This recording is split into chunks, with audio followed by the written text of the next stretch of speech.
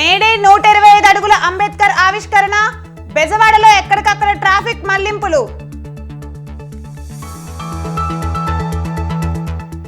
ఏపీలో నేటి నుంచి కులగణన 10 రోజుల పాటు సాగనున్న ప్రక్రియ.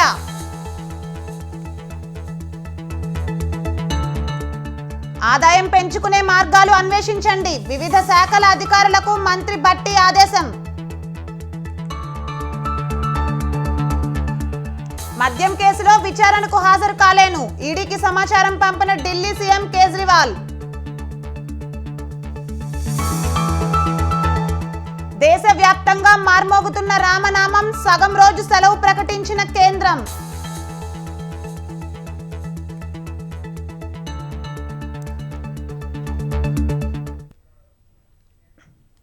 ఏపీ సీఎం జగన్ ఒక రాజకీయ వ్యాపారి, అధికారం అంటే ఆయనకు దోపిడీ అని టీడీపీ అధ్యక్షుడు చంద్రబాబు నాయుడు విమర్శించారు. కృష్ణా జిల్లా గుడివాడలో నిర్వహించిన రా కదలిరా బహిరంగ సభలో ఆయన మాట్లాడారు. వైసీపీ పాలనలో 100 సంక్షేమ కార్యక్రమాలు రద్దు చేశారని ధ్వజమెత్తారు. కొడాలి నానిది నోరా డ్రైనేజా అంటూ ఆగ్రహం వ్యక్తం చేశారు. నా దగ్గరే ఓనమాలు నేర్చుకొని నన్నే విమర్శిస్తారా అని ప్రశ్నించారు. గుడివాడలో వైసీపీ గంజాయి మొక్కలను ఏరేస్తామన్న ఆయన బూతుల సామ్రాట్ను సాగనం పంపాలని ప్రజలకు పిలుపునిచ్చారు. ముఖ్యమంత్రి పదవికి అర్హత లేని వ్యక్తి ముఖ్యమంత్రి అయ్యాడు. అందుకే చూస్తే బూత్ స్త్రీ అయితే ఆయనకి ఎమ్మెల్యే పదవి, బూతు రత్న అయితే ఆయనకు ఎంపీ పదవి, బూతు సామ్రాట్ అయితే అతనికి మంత్రి పదవి. ఇది ఈ రోజు రాష్ట్రంలో ఉండే రాజకీయం. ఎంపీ అంటే పార్లమెంట్ లో మాట్లాడి కేంద్రాన్ని మెప్పించి 1-2 ప్రాజెక్టులు తేవాలి. కానీ ఇక్కడుండే సైకో అంటాడు, ఆ ఎంపీని ఒకటి అడుగుతున్నాడు, అవన్నీ అవసరం లేదు. చంద్రబాబును తిట్టావా, పవన్ కళ్యాణ్ తిట్టావా, లోకేష్ తిట్టావా, వీడియో ఉందా? అది నేను చూడలేదు కాబట్టి నీకు టికెట్ ఇవ్వనబో అన్నాడు ఇక్కడ ఎంపీకి. విన్నారా తమ్ముళ్ళు? ఇది రాజకీయం. రాజకీయానికి కొత్త భాష్యం చెప్పి అపహాస్యం చేసే పరిస్థితికి వచ్చారు. ఒకడున్నాడు, సంక్రాంతి సంబరాలని పేదల పెన్షన్లు డబ్బులు కట్ చేసి వాటితో డాన్సులు వేస్తాడు. ఒక అతను సంక్రాంతి సంబరాలని క్యాసినోలు తీసుకొస్తాడు, పేకాట శిబిరాలు పెడతాడు. ఇంకొక ఆయన అప్పుల కోసమే ఆర్థిక మంత్రి. ఎక్కడ చూసినా అప్పులు. 13 లక్షల కోట్ల రూపాయలు అప్పు చేశారు. నేను అడుగుతున్నా, ఈ అప్పులు ఎవడు కడతాడని నేను అడుగుతున్నా. ముఖ్యమంత్రి కడతాడా? కడాన ఈ అప్పులు కట్టే బాధ్యత ఇక్కడ ఉండే ప్రజానీకం ఉంది, అవునా కాదా అని మిమ్మల్ని అడుగుతున్నా. అప్పులు చేస్తున్నారు. అప్పులు చేసి వీళ్ళు వెళ్ళిపోతే మనమే కట్టాలి ఈ డబ్బులంతా. నేను ఒకటే అంటున్నా, మీరు ఒకసారి ఆలోచించండి. అప్పులు చేసేది వీళ్ళు, దుర్మార్గాలు చేసేది వీళ్ళు, నేరాలు చేసేది వీళ్ళు, ఘోరాలు చేసేది వీళ్ళు, బూతులు తిట్టేది వీళ్ళు. మళ్ళా మన మీద నెపాలేసి కాలక్షేపం చేస్తూ ముందుకు పోతున్నారు. ప్రజలు మాలినటువంటి బూతుల వ్యక్తులకి ఓటేస్తే ఈ రాష్ట్రానికి అరిష్టం తప్ప ఇంకోటి కాదని చెప్పి నేను మీకు తెలియజేస్తూ, ఇక్కడుండే ఎమ్మెల్యే అభివృద్ధి నిల్లు, అవినీతి ఫుల్లు, అవునా కాదా? నోరు తెరిస్తే బూతులు తప్ప అది నోరా లేకపోతే డ్రైనేజో నాకైతే అర్థం కావడంలా. అది నోరు కాదు, మురిక్కాలవ. ఎంత పెనాయిలేసి వాష్ చేసినా ఆ మురిక్కాలవే. అంటే నోరు బారేసుకుంటే పెద్ద నాయకులు అయిపోతాం అనుకుంటున్నారు. నా దగ్గర ఓనమానాలు నేర్చుకుని నాకే పాఠాలు చెప్పే పరిస్థితికి వస్తున్నారు, చూపిస్తా. నందమూరి కుటుంబం విభేదాలు మరోసారి రచ్చకెక్కాయి. ఎన్టీఆర్ వర్ధంతి వేళ బాబాయ్ వర్సెస్ అబ్బాయి అన్నట్లుగా పరిస్థితులు తయారయ్యాయి. హైదరాబాద్ ఎన్టీఆర్ ఘాట్లో జూనియర్ ఎన్టీఆర్ ఫ్లెక్సీల విషయంలో బాలకృష్ణ వ్యాఖ్యలు అనంతరం పరిణామాలు చినికి గాలివానగా మారాయి. దీంతో సీన్లోకి ఎంట్రీ ఇచ్చారు మాజీ మంత్రి, జూనియర్ ఎన్టీఆర్ సన్నిహితుడైన కొడాలి నాని.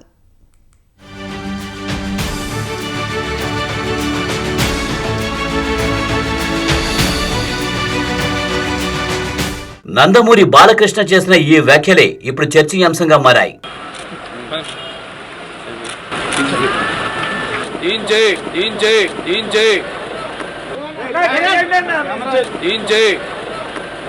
అవును, ఎన్టీఆర్ సమాధి సాక్షిగా నందమూరి కుటుంబంలో నెలకొన్న విభేదాలు మరోసారి బయటపడ్డాయి.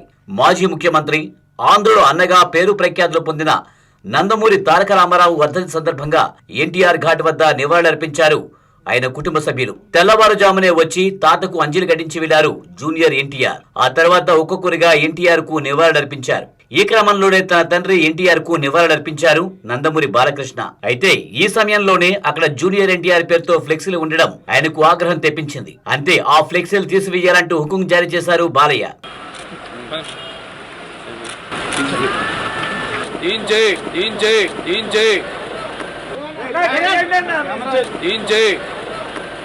బాలకృష్ణ వ్యాఖ్యలకు పక్కనే ఉన్న వారు ఏదో చెప్పేందుకు ప్రయత్నించారు. అయినా సరే ఈ ఫ్లెక్సీలు ఇప్పుడే తీసేయాలంటూ అసహనం వ్యక్తం చేశారు బాలకృష్ణ. దీంతో చేసేదేమీ లేక టీడీపీ నేతలు బాలకృష్ణ వెళ్లిపోయిన వెంటనే ఆ ఫ్లెక్సీలను అక్కడి నుంచి తొలగించారు. ఎన్టీఆర్ ఘాట్ నుంచి బయటకు తీసుకువెళ్లిపోయారు.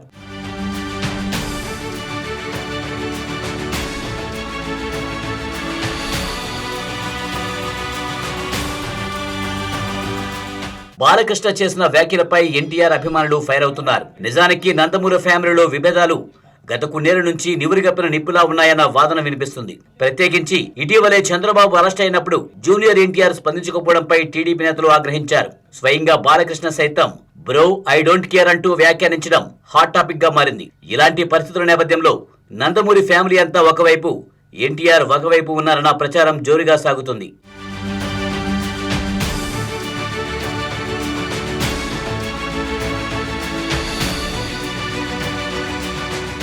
ఇక బాలకృష్ణ వ్యాఖ్యలపై ఫైర్ అయ్యారు మాజీ మంత్రి కొడాలి నాని.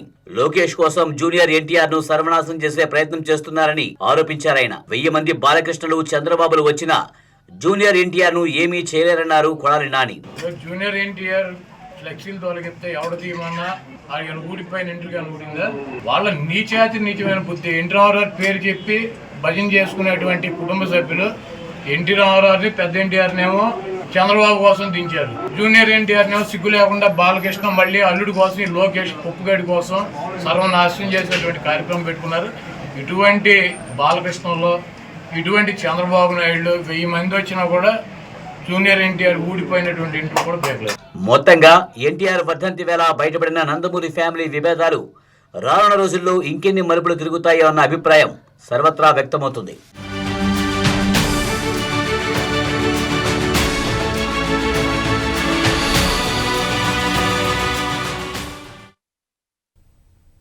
అంబేద్కర్ విగ్రహ ఆవిష్కరణ సభకు దాదాపు 150,000 మంది కంటే ఎక్కువ మంది వస్తారని ఎంపీ విజయసాయిరెడ్డి తెలిపారు. ఇలాంటి అంబేద్కర్ విగ్రహాన్ని దేశంలో నేను ఎక్కడా చూడలేదు అన్నారు. ఇలాంటి కళను ముఖ్యమంత్రి జగన్ 4 ఏళ్లలోనే సాకారం చేశారు అన్నారు. ఈ అద్భుతమైన కళాఖండాన్ని రూపొందించిన ముఖ్యమంత్రి చరిత్రలో నిలిచిపోతారన్నారు.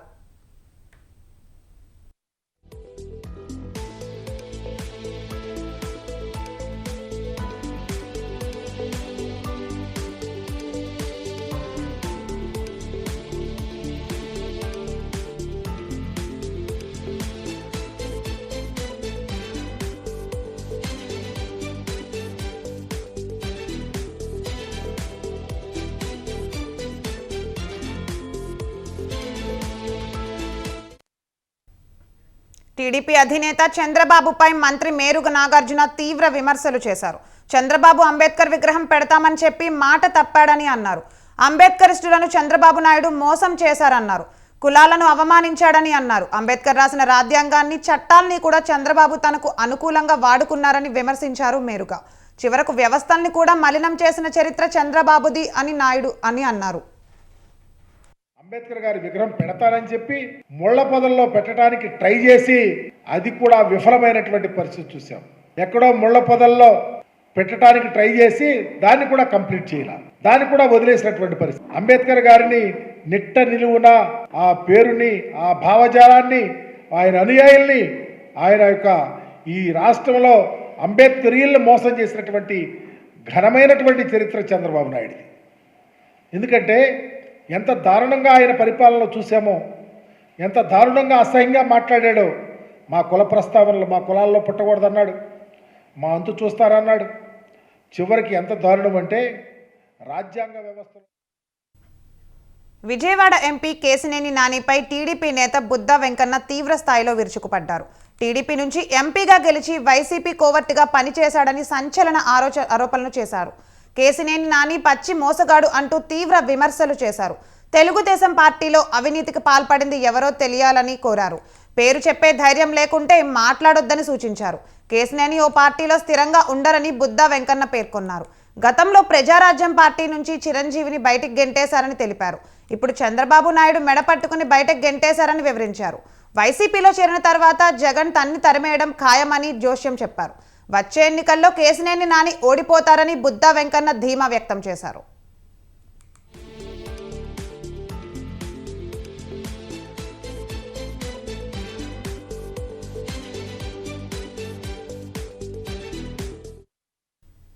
జనవరి 22న అయోధ్యలో అద్భుతమైన ఘట్టం ఆవిష్కృతమవుతుందని బీజేపీ ఏపీ అధ్యక్షురాలు దగ్గుబాటి పురంధేశ్వరి అన్నారు. రామ మందిరం ప్రారంభం భారతీయుల శతాబ్దాల కళ, దశాబ్దాల పోరాటం అని చెప్పారు. ఈ నెల 22న బాలరాముని విగ్రహ ప్రతిష్ఠ నిర్వహిస్తున్న నేపథ్యంలో ఏపీలో విద్యా సంస్థలకు సెలవు ప్రకటించాలని కోరారు. ఆంధ్రప్రదేశ్ రాష్ట్రంలో 21వ తేదీ వరకు మాత్రమే సెలవు ప్రకటించారని, 22వ తేదీన దేశం మొత్తం చాలా రాష్ట్రాల్లో విద్యా సంస్థలు సెలవు ప్రకటించారని చెప్పారు. ఏపీ ప్రభుత్వం మాత్రం అందుకు భిన్నంగా సెలవు ప్రకటించలేదని ఆగ్రహం వ్యక్తం చేశారు. రాజ్యాంగ నిర్మాత అంబేద్కర్ విగ్రహ ఆవిష్కరణ వల్ల 21 వరకు సెలవు ఇవ్వడాన్ని బీజేపీ పక్షాన హర్షం వ్యక్తం చేస్తున్నామని పురంధరేశ్వరి చెప్పారు. శతాబ్దాల కళ మరియు దశాబ్దాల పోరాటం ఇది. దాని ఫలితంగా 22వ తారీఖున అయోధ్యలో బాలరాముని యొక్క విగ్రహ ప్రతిష్టను నిర్వహించబోతున్నారు. 22వ తారీఖున యావత్ భారతదేశంలో ప్రతి రాష్ట్రంలో కూడా స్కూళ్ళకి సెలవులు ఇచ్చి పిల్లలతో సహా అందరూ కూడా బాలరాముని యొక్క విగ్రహ ప్రతిష్ట, ప్రాణ ప్రతిష్టని వీక్షించాలి అని చెప్పి ప్రధాని గారు భావించినట్లయితే, అదే రోజున మన ఆంధ్ర రాష్ట్రంలో సెలవు ప్రకటించకుండా వారు తన మనసులో ఉన్నటువంటి ఒక విషపూరితమైనటువంటి ఆలోచనకి ఇది తార్కాణం అని చెప్పి మనం అందరం కూడా గమనించాలి. ప్రజలందరూ కూడా ఒక్కసారి ఆలోచించండి. మనం అందరం కూడా బాలరాముని యొక్క విగ్రహ ప్రతిష్టని, ప్రాణ ప్రతిష్టని మనం అందరం కూడా వీక్షించే విధంగా 22వ తారీఖున జరగబోయేటువంటి అద్భుతమైనటువంటి ఘట్టాన్ని మనం అందరం కూడా టీవీల మాధ్యమంగా చూడాలి అని చెప్పి చేస్తున్నటువంటి అభ్యర్థి. భారతీయుల ఎందుకీ వివాదం, ఎందుకీ రచ్చ, ఎందుకీ చర్చ? అవును, తెలంగాణ సీఎం రేవంత్ రెడ్డి దావోస్ పర్యటనపై ఒక్కొక్కరిలో ఇలా ఎన్నో అభిప్రాయాలు వ్యక్తమవుతున్నాయి. అసలు ముఖ్యమంత్రికి ఇంగ్లీష్ తప్పనిసరిగా వచ్చి ఉండాలా? ఆంగ్లం మాట్లాడితేనే రాష్ట్రానికి పెట్టుబడులు వస్తాయా? ఇలా ఎవరి ప్రశ్న వాళ్ళది, ఎవరి వాదన వారిది.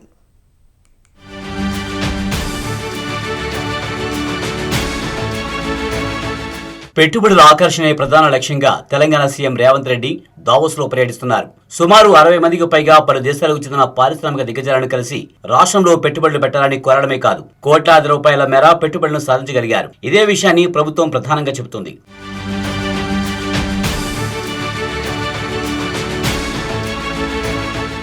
ఎంతవరకు బాగానే ఉన్నా దావోస్ వేదికగా రేవంత్ రెడ్డి మాట్లాడిన మాటలపై బీఆర్ఎస్ పార్టీ విమర్శలు గుప్పిస్తుంది. సోషల్ మీడియాలోనూ గులాబీ పార్టీ వాళ్ళు రేవంత్ ఆంగ్ల భాషా పరిజ్ఞానాన్ని విపరీతంగా ట్రోల్ చేస్తున్నారు. అంతర్జాతీయ వేదికలపై మాట్లాడే సమయంలో సీనియర్ అధికారుల సలహాలు, సూచనలు తీసుకుంటే బాగుంటుందని విమర్శించారు బీఆర్ఎస్ నేత దాసోజు శ్రావణ్ కుమార్. రేవంత్ భాష కారణంగా ప్రపంచ దేశాల ముందు తెలంగాణ ప్రతిష్ట దెబ్బతింటుందని ఫైర్ అయ్యారాయన.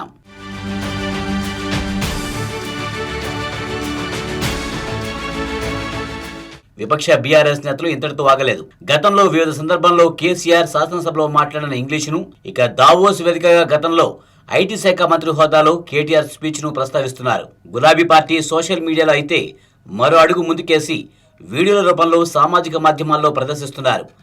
బీఆర్ఎస్ సానుభూతి పరులు సైతం వాటిని ఫార్వర్డ్ చేస్తూ ముఖ్యమంత్రి రేవంత్ ను విపరీతంగా ట్రోల్ చేస్తున్నారు.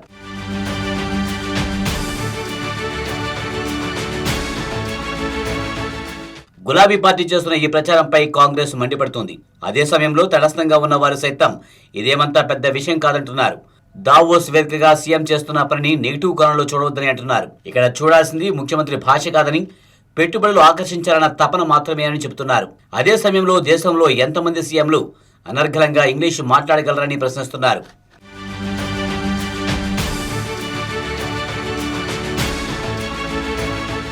ఇక పెట్టుబడుల ఆకర్షణకు కావాల్సింది ముఖ్యమంత్రి ఇంగ్లీషు మాట్లాడే సామర్థ్యం కాదని చెబుతున్నారు కాంగ్రెస్ పార్టీ నేతలు. రాష్ట్రంలో పారిశ్రామికవేత్తలకు అనుగుణమైన విధానం, పరిస్థితులు ఉంటే చాలని అంటున్నారు. అదే సమయంలో రాష్ట్ర ప్రజలకు అవసరమైన పాలన అందించగలగడం ముఖ్యమని, ఆ చిత్తశుద్ధి సీఎంకు పుష్కలంగా ఉందంటున్నారు హస్తం పార్టీ నేతలు. అలాంటప్పుడు ఇంగ్లీష్ భాష అన్నది కొలమానం కాదని అంటున్నారు. ఈ విషయంలో బీఆర్ఎస్ నేతలు తమ వైఖరి మార్చుకోవాలని సూచిస్తున్నారు కాంగ్రెస్ పార్టీ నేతలు.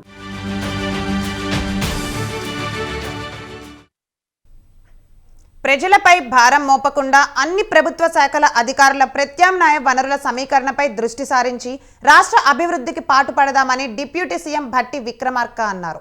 మంత్రి పొంగులేటి శ్రీనివాసరెడ్డిలతో కలిసి 2024-25 ఆర్థిక సంవత్సరానికి సంబంధించి వార్షిక బడ్జెట్ ప్రతిపాదనల తయారీపై అధికారులతో సమీక్షా సమావేశం నిర్వహించారు. ఆస్తులు సృష్టించిన ఆస్తులతో వచ్చిన ఆదాయం ప్రజలకు పంచడానికి ఎంత కష్టమైనా అధికారులు ప్రభుత్వం కలిసి పనిచేసి ప్రజలకు మేలు చేద్దామని నిర్దేశం చేశారు.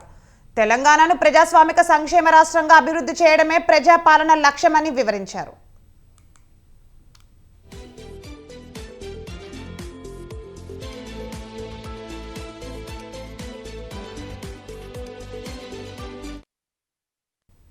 కాంగ్రెస్ పార్టీ అధికారంలోకి రావడంతో విద్యుత్ ఉద్యోగుల పాత్ర కీలకమని అన్నారు మంత్రి కోమటిరెడ్డి వెంకటరెడ్డి.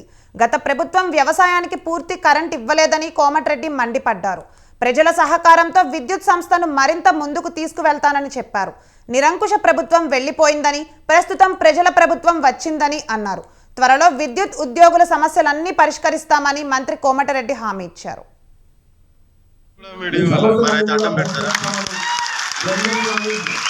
ఇంకా ఏరియాకి సంబంధించి కానీ ఇంకా చిన్న సమస్యలు ఉన్నాయి. ఇంకా ఒక నెల 10 రోజులు అయిపోయిన గవర్నమెంట్ వచ్చి, కాబట్టి ఈరోజు ప్రమోషన్ విషయంలో దాని విషయంలో కూడా మీరు 22 తారీఖు తర్వాత సెక్రటరీకి వస్తే రిజ్వీ గారిని మిగిలిన సిపిడిసి వాళ్ళ ఎన్ని వాళ్ళని పిలిపించి ఆటో డ్రైవర్ల సమస్య పరిష్కరించడానికి ప్రభుత్వం ముందడుగు వేసింది. రవాణా, బీసీ సంక్షేమ శాఖ మంత్రి పొన్నం ప్రభాకర్ అధ్యక్షతన ఆటో యూనియన్లతో కలిసి కీలక సమావేశం జరిపింది. సమావేశంలో ఆటో డ్రైవర్స్ జేఏసీతో పాటు వివిధ సంఘాల డ్రైవర్లు పాల్గొన్నారు. ఎన్నికల్లో కాంగ్రెస్ పార్టీ ఇచ్చిన హామీ మేరకు మహాలక్ష్మి పథకం ద్వారా ఇప్పటికే మహిళలకు ఉచిత బస్సు సౌకర్యాన్ని ప్రారంభించామని మంత్రి పొన్నం ప్రభాకర్ వెల్లడించారు. దీని ద్వారా ఆటో డ్రైవర్లు కొంత ఇబ్బందులు పడుతున్నారని, వారి సమస్యల పరిష్కారానికి తమ అభిప్రాయం ప్రభుత్వం కృషి చేస్తుందని అన్నారు.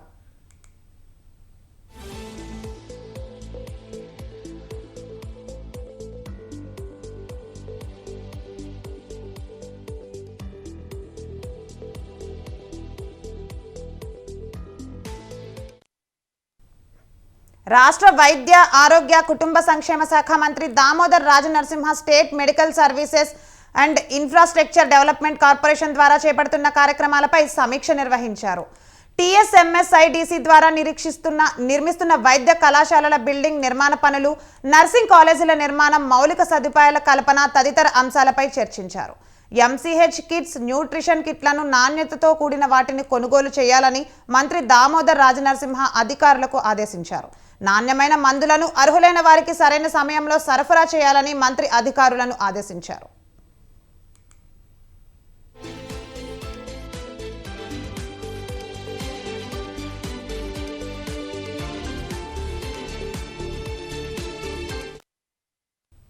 మాజీ మంత్రి హరీష్ రావు సంచలన వ్యాఖ్యలు చేశారు.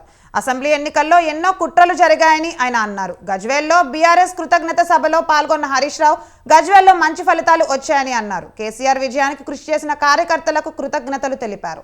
కాంగ్రెస్, బీజేపీ ఎన్ని కుట్రలు చేసినా 45,000 మెజారిటీ వచ్చిందన్నారు. గజ్వేల్ అభివృద్ధికి కేసీఆర్ కృషి చేశానని చెప్పారు. కేసీఆర్ దావోద్కు వెళ్లే డబ్బులు దండగ అన్నారు. ఇప్పుడు సీఎం ఎందుకు వెళ్లారో చెప్పాలని ప్రశ్నించారు. బీఆర్ఎస్ కార్యకర్తలకు అండగా ఉంటామన్నారు. కేసీఆర్ 15 రోజుల్లో గజ్వేల్కు వస్తారని, కొండపోచమ్మ, మల్లన్న సాగర్ నుంచి చెరువులు నింపాలని తెలిపారు. గారు మాట్లాడుతూ చెప్పినాడు, మన సార్ది 45,000 మెజార్టీ కాదు, వాస్తవానికి పోయినసారి కంటే ఎక్కువనే వచ్చింది అని చెప్పింది. చాలా కుట్రలు జరిగినాయి. మన దగ్గర ఎన్ని నామినేషన్లు వేసిందో మీకు తెలియదా? 154 నామినేషన్లు వేసింది. అబ్బాబ్బా, ఎంత రకరకాల కుట్రలు అనుకోరాదు. అన్ని 154 నామినేషన్లు వేస్తే తర్వాత విత్డ్రాయల్స్ తర్వాత మిగిలినవి 47 నామినేషన్. అదేమైంది పాపం, 47 నామినేషన్లకు 4 మిషన్లు అయినాయి. కాంగ్రెస్, బీజేపీపై మాజీ మంత్రి కేటీఆర్ కీలక వ్యాఖ్యలు చేశారు. బీఆర్ఎస్ను ఓడించాలని కాంగ్రెస్, బీజేపీ చూస్తున్నాయన్నారు.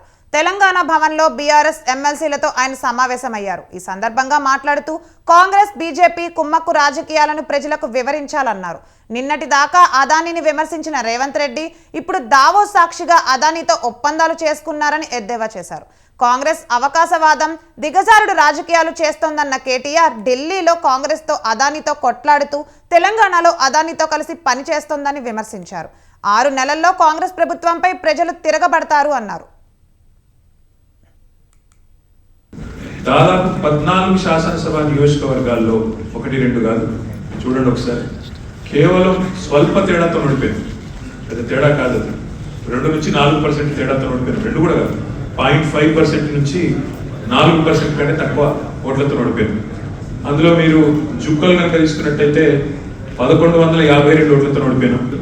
ఆదిలాబాద్ 6300, తాండూరు 6500, కామారెడ్డి 6700, షాద్ నగర్ అది కూడా మీ పార్లమెంట్ పరిధిలోనే 7128 ఓట్లు, పరకాల 7900, నారాయణపేట అది కూడా మీ పార్లమెంట్ నియోజకవర్గంలోనే 7900. అంటే ఒక్క మహబూబ్ నగర్ పార్లమెంట్ నియోజకవర్గ పరిధిలోనే 3 సీట్లు, అటు దేవరగద్ర కావచ్చు, ఇటు నారాయణపేట కావచ్చు, షాద్ నగర్ కావచ్చు, అత్యల్పంగా.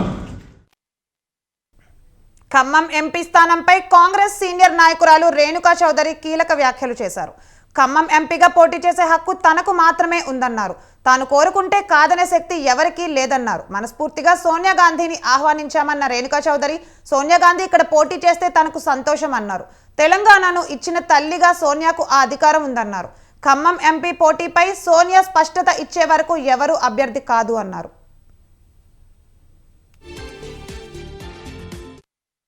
అయోధ్య విగ్రహ ప్రతిష్ట ఏదైతే శంకరాచార్యులు వాళ్ళు వ్యతిరేకించారు, ఏదైతే సంస్థ పూర్తి అవ్వకముందే, గుడి పూర్తి అవ్వకముందే, దేవాలయం అవ్వకముందే నువ్వు శ్రీరాములు వారి ప్రాణ ప్రతిష్ఠ చేస్తున్నావు, చాలా శోచనీయం. వాళ్ళు రావటం లేదు. ఎవరైతే ధర్మం, హిందూ ధర్మ, సనాతన ధర్మాన్ని కాపాడి మనకి దారి చూపించే పెద్దలు, వాళ్ళు కూడా చెప్పిన తర్వాత మనం కేవలం అహంకారంతో ముందుకు సాగితే. మద్యం కుంభకోణం కేసు విచారణకు హాజరు కావడం లేదని ఢిల్లీ ముఖ్యమంత్రి ఎన్ఫోర్స్మెంట్ డైరెక్టరేట్కు సమాచారం ఇచ్చారు. త్వరలో జరగనున్న లోక్సభ ఎన్నికల దృష్ట్యా తాను గోవా పర్యటనకు వెళ్తున్నట్లు చెప్పారు. ఢిల్లీలో మధ్యాహ్నం విద్యాశాఖ కార్యక్రమానికి కేజ్రీవాల్ హాజరు కానున్నారు.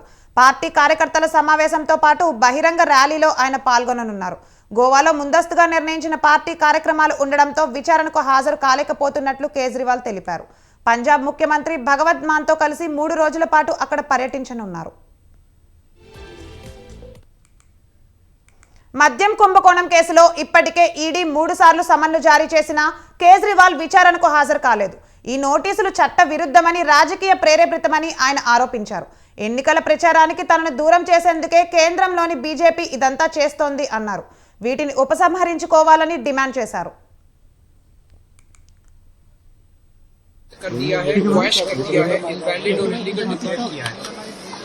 ये नोटिस क्यों इलीगल है? इसको मैं कई बार ईडी को लिख के भेज चुका हूँ, लेकिन ईडी इसका जवाब नहीं दे रही. ये तो हो गई टेक्निकल बात. 2 साल से जांच चल रही है. लोकसभा चुनाव के 2 महीने पहले अचानक मुझे नोटिस देके क्यों बुलाया जाता है? चारों तरफ बीजेपी वाले घूम घूम के. ఢిల్లీ ముఖ్యమంత్రి అరవింద్ కేజ్రీవాల్ పై బీజేపీ జాతీయ అధికార ప్రతినిధి గౌరవ్ భాటియా తీవ్ర విమర్శలు చేశారు. కేజ్రీవాల్ కు భయం పట్టుకుందన్నారు. ఈడీ విచారణకు పిలిస్తే చెమటలు పడుతున్నాయన్నారు. మనీష్ సిసోడియా, సంజయ్ సింగ్ అరవింద్ కేజ్రీవాల్ ఎప్పుడు జైలుకు వస్తాడా అని ఎదురు చూస్తున్నారని అన్నారు. अरविंद केजरीवाल कट्टर बेईमान पापियात के कन्वीनर, सुन लो, कानून से ऊपर तुम हो नहीं. और जैसे किसी भी व्यक्ति को चलने के लिए जमीन पर कदम रखने ही पड़ते हैं, इसी तरह से ये बात जान लो, जो भी मुजरिम हो, जो भी व्यक्ति हो जिसको समन दिया है, वो कुछ समय कानून से भाग तो सकता है पर बच नहीं सकता है. अरविंद केजरीवाल कट्टर बेईमान पापियात के कन्वीनर, सुन लो, कानून से ऊपर तुम हो नहीं. और जैसे किसी भी व्यक्ति को चलने के लिए जमीन पर कदम रखने ही पड़ते हैं। इसी तरह से ये बात जान लो, जो भी मुजरिम हो, जो भी व्यक्ति हो जिसको समन दिया है। ఇవి బులెటిన్ అప్డేట్స్ చూస్తూనే ఉండండి స్వతంత్ర టీవీ।